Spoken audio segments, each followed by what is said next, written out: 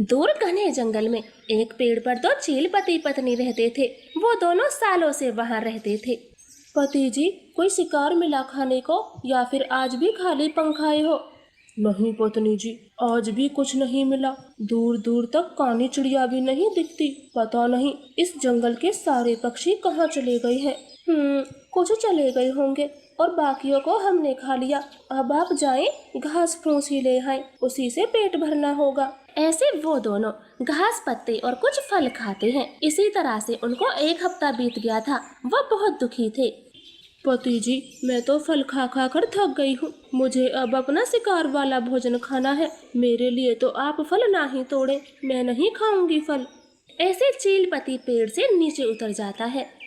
पत्नी जी, पेट तो मेरा भी नहीं भरता, लेकिन शिकार कैसे पकड़े जब जंगल में कुछ है ही नहीं। बस बहुत हुआ, अब यहाँ नहीं रहेंगे। हम अपना घोंसला ऐसी जगह पर बनाएंगे जहाँ पक्षियों का आना जाना हो। पत्नी जी, फिर तो हमें नदी किनारे अपना घोंसला बनाना चाहिए, क्योंकि वहाँ पक्षी आते जाते रहते हैं। हाँ पति जी, ये हुई ना बात। चले, हम आज ही नदी के पास अपना घोंसला बनाते हैं। फिर जो पक्षी पानी पीने आएंगे, हम उन्हीं को अपना शिकार बनाएंगे। फिर वो दोनों पति पत्नी उड़ान भरते हैं और शाम होने तक नदी किनारे रुक जाते हैं। पत्नी जी, ये जगह अच्छी है, सब पक्षी यहीं पानी पीने आते होंगे। हम अपना घोंसला इस पेड़ में बना लेते हैं। अब तुम आराम करो, मैं घोंसला बनाने के लिए तिनके लेने जाता हूँ। रुकिए चीलपति जी, हम तिनकों का घोंसला नहीं बनाएंगे। मैंने देखा है, छोटे पक्षियों ने अपने घोंसले मटके के बना रखे हैं। वो मजबूत होते हैं। ठीक है, तो हम भी मटके के घर में रहेंगे और किसी को पता भी नहीं चलेगा कि यहाँ दो चील रहते हैं। ठीक है तो पति जी, आप कहीं से बड़ा सा मटका लेकर आए, मैं तब तक कोई शिकार पकड़ती हूँ। ऐसे पति चील वहाँ से चला जाता है और कुम्हार इंसान के घर से मटका चोंच में उठाकर भाग आता और वो दोनों नदी किनारे मटके के घर में रहने लगते हैं। उस जंगल के सारे पक्षी सुकून की जिंदगी जी रहे थे। कालू, मुझे खिचड़ी बनानी है, जरा नदी से मटका भर लाओ। गौरी, ये कोई समय है खाना बनाने का? रात के 11 बजे है, मैं कहीं नहीं जाऊँगा। ठीक है तो मरो भूखे, मुझे क्या, मैं तो चली सोने। इधर दो मटका, लाता हूँ पानी, और जब तक मैं पानी लेकर लौटूं छौंका लग जाना चाहिए। बहुत तेज भूख लगी है मुझे। इतना कहकर कालू कौवा घर से निकलता है। मम्मा, मुझे नींद नहीं आ रही, गला सूख रहा है। पता नहीं आज प्यास मिनट मिनट पे लग रही है। प्यास तो लगेगी ही ना, आज आपने आलू के पराठे जो खाए हैं। रुको, मैं मटके से पानी देती हूँ। रानू चिड़िया मटका देखती है, मगर वो तो खाली था। अरे, मटके का सारा पानी खत्म हो गया और रात में पानी लाना ठीक नहीं होगा। मगर कुक्कू बेटे को प्यास लगी है, मैं मटका भर ही लाती हूँ, थोड़ी देर में आ जाऊंगी। ऐसे रानू चिड़िया भी मटका सर पे उठाए रात में ही निकल जाती है। कालू कौवा गाना गाते हुए नदी से मटका भर रहा था। तभी चील उसको देखकर बोलता है, पत्नी जी, वो देखो, हमारा पहला शिकार आ गया। अब मैं जल्दी से जाता हूँ और कौवे को मार कर लाता हूँ। मगरू चील धीरे धीरे कालू के पीछे आ जाता है।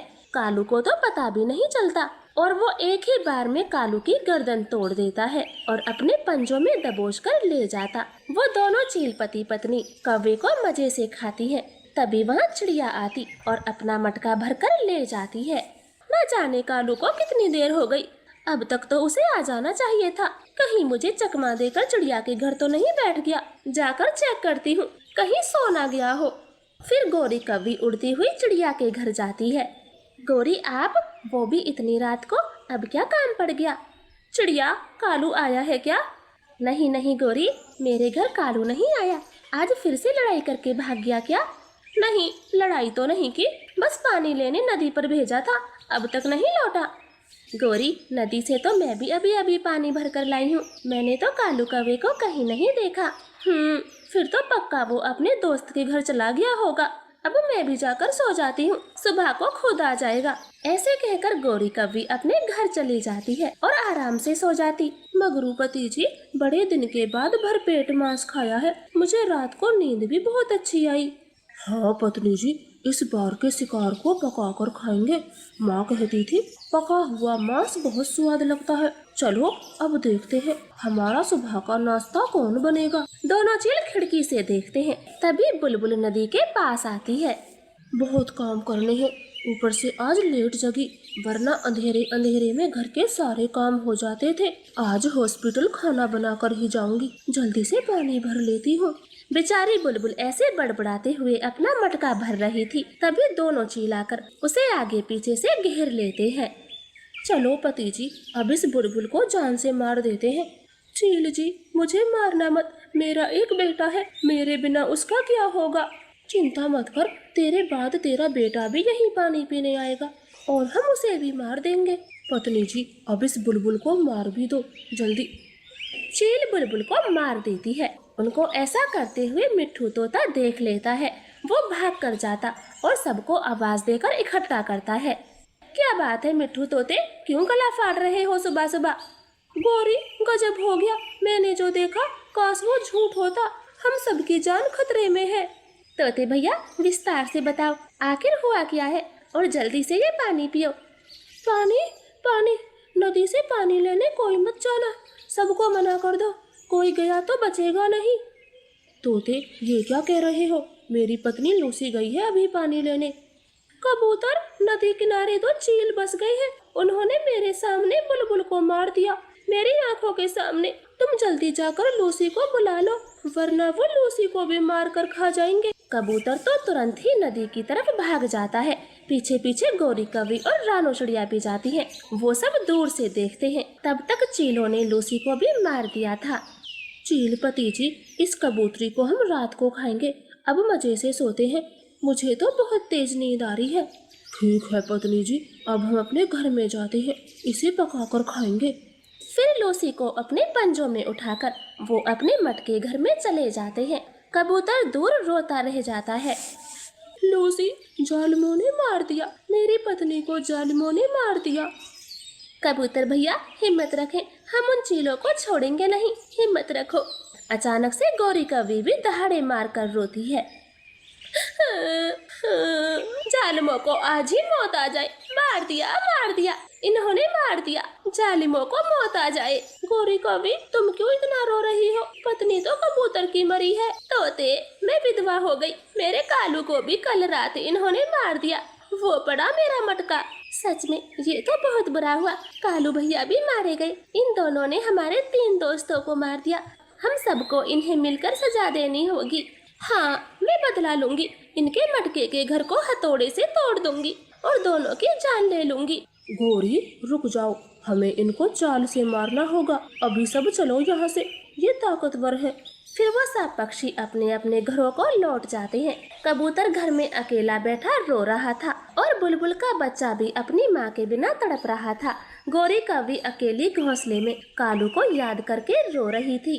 कालू हर समय मुझसे बातें करता रहता था, कभी ये बना दो, कभी वो बना दो, मैंने क्यों भेजा इतनी रात को कालू को पानी लेने? अगर ना भेजती तो आज मेरा कालू जिंदा होता। ऐसे रोते रोते गौरी की नजर कालू के लाए हुए मिट्टी के तेल पर पड़ती है। वो उसके पास जाती है। कितनी दूर से लाया था कालू ये मिट्टी का तेल और बोल रहा था अब तुमको आग जलाने में आसानी होगी।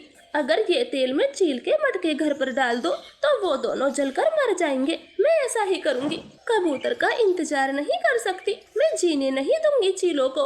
गौरी मिट्टी के तेल की कैन को उठाकर कबूतर के घर जाती है और सारी बात बता देती। कबूतर गौरी का पूरा साथ देता है और रोते हुए वो नदी किनारे जाते। चील पति पत्नी सोए हुए थे। गौरी धीरे धीरे बाहर से दरवाजे खिड़की बंद कर देती है और पूरे घर को मिट्टी के तेल से भिगा देती। कबूतर जल्दी से आग जलाता है और देखते ही देखते चीलों का मटका घर जलने लगता है।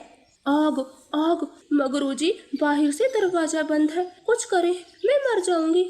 पत्नी जी, अब क्या करूं, आग बहुत तेज है, मैं दरवाजा नहीं तोड़ पा रहा, मेरा दम घुट रहा है। दुष्ट चीलो, मेरे पति को मारा था ना, आज खुद भी मरो, तुम्हारी यही सजा है। ऐसे चील पति पत्नी आग में जलकर मर जाते हैं और कबूतर गौरी अपने घर लौट जाते हैं। तो प्यारे दोस्तों, प्लीज हमारी कहानी को लाइक और चैनल को सब्सक्राइब करें। आपका धन्यवाद।